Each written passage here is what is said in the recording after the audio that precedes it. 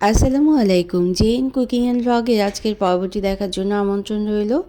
আশা করছি কাছে দূরে সবাই অনেক বেশি ভালো আছেন। বিফ তেহারি রান্নাটা অনেকের কাছেই ঝামেলার মনে হয়, তবে আমি আজকে খুব সহজভাবে রান্নাটা করব। আশা করছি ভালো লাগবে। ভালো লাগলে চ্যানেলটাকে সাবস্ক্রাইব করে সাথে থাকতে পারেন। ভিডিওটা দেখার শুরুতে একটা লাইক দিয়ে দিবেন।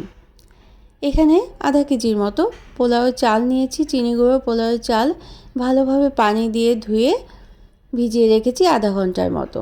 তো এর পরিবর্তে কিন্তু বাসমতি চালটাও নিয়ে নিতে পারেন, তবে অবশ্যই ভিজিয়ে রাখতে হবে। তারপর স্ট্রেন করে রেখেছি চালটা। এভাবে ভিজিয়ে রাখলে এবং স্ট্রেন করে রাখলে খুব ঝরঝরে সুন্দর তেহারিটা পাওয়া যাবে। আর গরুর মাংস নিয়ে নিলাম 600 গ্রামের মতো। আর আধা কেজি পোলাওয়ের চাল নিয়েছি। আধা কেজি পোলাওয়ের চালের জন্য 600 গ্রামের মতো গরুর মাংস নিয়েছি। গরুর মাংসটা একটু বেশি নিতে হয় চালের তুলনায়, সেটা আমরা জানি। তো হাড় এবং চর্বি সহ গরুর মাংসটাই কিন্তু নিয়েছি এবং খুব ছোট টুকরো করেই অবশ্যই কেটে নিতে হবে। আমরা জানি বিফ তেহারির গরুর মাংসটা একটু ছোট টুকরো করে কেটে নিতে হয়। কেটে ধুয়ে পরিষ্কার করে পানিটা ঝরিয়ে রাখার জন্য স্ট্রেন করে রেখেছি। আর এখানে দেখলেন তো আলু নিয়ে নিলাম। আলুটা আমি এভাবে মাঝারি স্লাইস করে কেটে নিয়েছি। এখন কিন্তু বাজারে নতুন আলু পাওয়া যাচ্ছে, এই নতুন আলু দিয়েও রান্নাটা করে নিতে পারেন। তো তেলের মধ্যে আধা চা চামচ লবণ দিয়ে লাল লাল করে আলুটা আমরা ভেজে তুলে রেখে দেব। এভাবে সব রেডি করে রাখলে রান্না করতে কিন্তু অনেক সহজ হয়ে যায়। তো মশলা নিয়ে নিলাম। তো প্যানে আমি আধা কাপ পরিমাণ তেল নিয়ে নিয়েছি, সরষের তেল নিয়েছি। তেলের পরিমাণটা একটু বেশি নিতে হবে। তারপর শুকনো মশলা হিসেবে এখানে আস্ত জিরে আধা চা চামচ এবং শাহি জিরেও আধা চা চামচ নিয়েছি। আর তেজপাতা, দারচিনি, এলাচ নিয়ে নিলাম। আর জায়ফল আর জয়িত্রী ফুলও নিয়েছি। ছোট টুকরো জায়ফল আমি গুঁড়ো করে দিয়ে দেব এবং জয়িত্রী ফুলের কয়েকটা টুকরো দিয়েছি এবং এলাচও দিয়েছি। এলাচের মাথাটা অবশ্যই ফাটিয়ে দিয়ে দেব এবং সাদা গোলমরিচ আর কালো গোলমরিচ দিয়েছিলাম আধা চা চামচ করে। এখন এই মশলাটা ভাজার সময় কিন্তু খুব সুন্দর একটা স্মেল বের হবে। তো পানি ঝরিয়ে রাখা মাংসটা আমরা দিয়ে দেব। গরুর মাংসটা দিয়ে দিলাম, দেখলেই পেলেন। এবং টক দই দিয়ে দিলাম, আধা কাপ পরিমাণ টক দই দিয়ে দেব। লবণ দিয়েছি পরিমাণ মতো এবং আদা আর রসুনের পেস্ট 3 টেবিল চামচ দিয়েছি। মাংসের সাথে মশলাগুলো ভালোভাবে ভেজে নিতে হবে।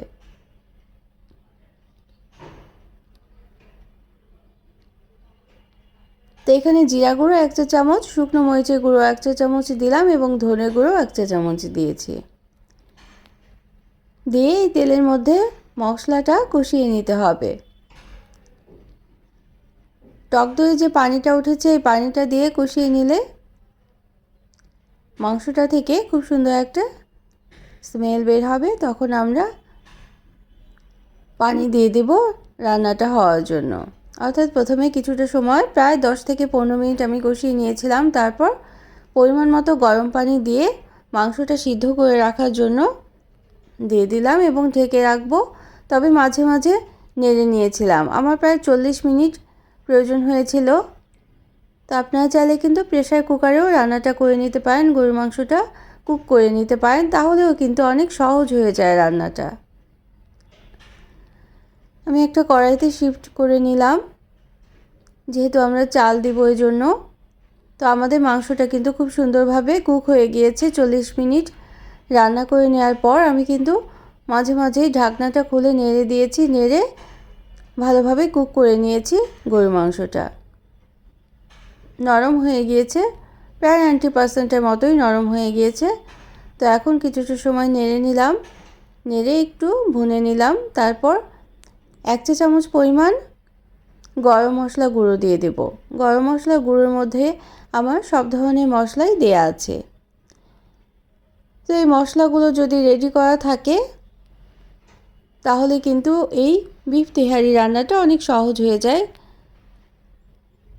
তারপর আমরা গরুর মাংসগুলো তুলে নেব এবং এই যে মশলাটা থাকলো এর মধ্যে আমরা পানি দিয়ে দেব। এখানে আধা কেজি পোলাওয়ের চালের জন্য আমি 8 কাপ পরিমাণ পানি দিয়েছি।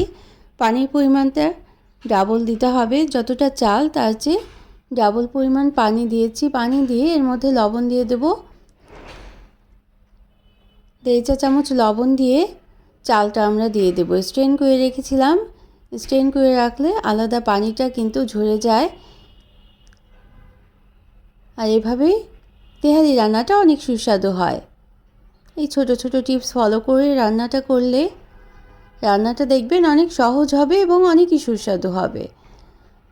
যেহেতু লবণ দিয়েছি এবং মশলা তো ছিলই, তো এর মধ্যে আমরা পোলাওয়ের চালটা কুক করে নেব। 10 মিনিট ঢেকে রাখার পর চালটা কিন্তু খুব সুন্দরভাবে সিদ্ধ হয়ে গিয়েছে। কাঁচামরিচ দিয়ে দিলাম, কাঁচামরিচ দিলে খুব সুন্দর একটা ফ্লেভার চলে আসে। এবং তারপর আমরা কষানো মাংসটা ছড়িয়ে দিয়ে দেব। এভাবে পানি থাকতেই যদি মাংসটা দেয়া হয় তাহলেই তেহারির আসল স্বাদটা পেয়ে যাবেন। তেহারির যে একটা রং, সেই রংটা এভাবে মাংসটা, ভুনা মাংসটা যদি আগেই দিয়ে দিতে পারেন তাহলেই চলে আসবে। তো আমার আজকের রেসিপিটি ভালো লাগলে একটা লাইক দিয়ে দেবেন, প্রয়োজনে কমেন্ট করতে পারেন আর শেয়ার করতে পারেন ফ্রেন্ডস অ্যান্ড ফ্যামিলির সাথে। আর যারা প্রথম ভিজিট করছেন চ্যানেলটিকে, তারা চাইলে চ্যানেলটিকে সাবস্ক্রাইব করে বেল বাটন প্রেস করে অল অপশনটা সিলেক্ট করে সাথে থেকে যেতে পারেন। এখানে 1 চা চামচ পরিমাণ কাবাব মশলাটাও দিয়ে দিলাম। কাবাব মশলার মধ্যে কিন্তু সব ধরনের মশলাই থেকে যায়, তবে আমার এটা ঘরেই তৈরি করে নেওয়া কাবাব মশলা। এর মধ্যে দারচিনি, এলাচ, ছোট এলাচ, বড় এলাচ, কাবাব চিনি ছিল এবং জায়ফল জয়িত্রীও ছিল, আর স্টার এনিচ মশলাটাও ছিল। তো এই সব মশলা দিয়ে আমি কাবাব মশলাটা তৈরি করে রেখেছি। আর এভাবে মশলা তৈরি করে রাখলেই যে কোনো সময় কিন্তু এই তেহারিটা রান্না করে নেওয়া কোনো কষ্টের কাজই মনে হবে না। তো নিচে একটা তাওয়া বসিয়ে দিয়েছি এবং প্রায় 20 মিনিটের মতো আমি রান্না করে নিয়েছি। তারপর আলু, ভেজে রাখা আলুটাও দিয়ে দিলাম। 20 মিনিট রান্না করে নেওয়ার পর অবশ্যই কিন্তু নিচে একটা তাওয়া দিয়ে দিতে হবে। পুরনো তাওয়া বা যেটা ইউজ করেন সব সময় এই কাজের জন্য, সেটা দিয়ে দিতে পারেন। এভাবে দমে বসিয়ে রাখলেই খুব সুন্দরভাবেই কিন্তু তেহারি রান্নাটা হয়ে যাবে।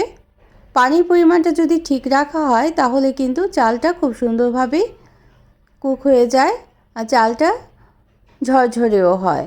পানির পরিমাণটা খুব বেশি হলে ঝরঝরে হবে না, আর পানির পরিমাণ কম হলে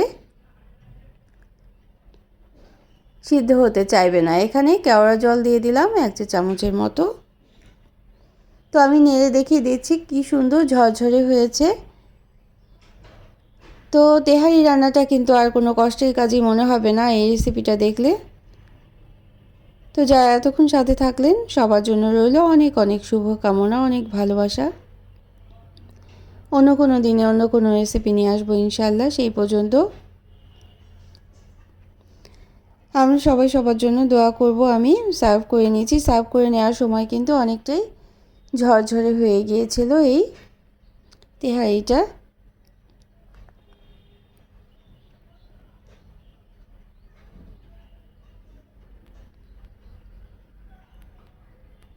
তো আমার চ্যানেলে বিফ তেহারির আরও রেসিপি আছে বিরিয়ানির, এবং সেগুলো দেখে নিতে পারেন। আর ফেসবুক থেকে দেখলে পেজটাকে ফলো করে রাখতে পারেন। তো আমরা সবাই সবার জন্য দোয়া করব যেন একসাথে এগিয়ে যেতে পারি। তো এত সুস্বাদু একটা তেহারি রান্না ঘরে তৈরি করে নিলে বাইরে থেকে কিনে আনার কিন্তু প্রয়োজনই হবে না। মনেই হবে একেবারে রেস্টুরেন্টের স্বাদে এবং রেস্টুরেন্টের থেকে আনা হয়েছে। এতটাই মজাদার হয় এই তেহারি রান্নাটা। Thanks for watching. Allah Hafiz.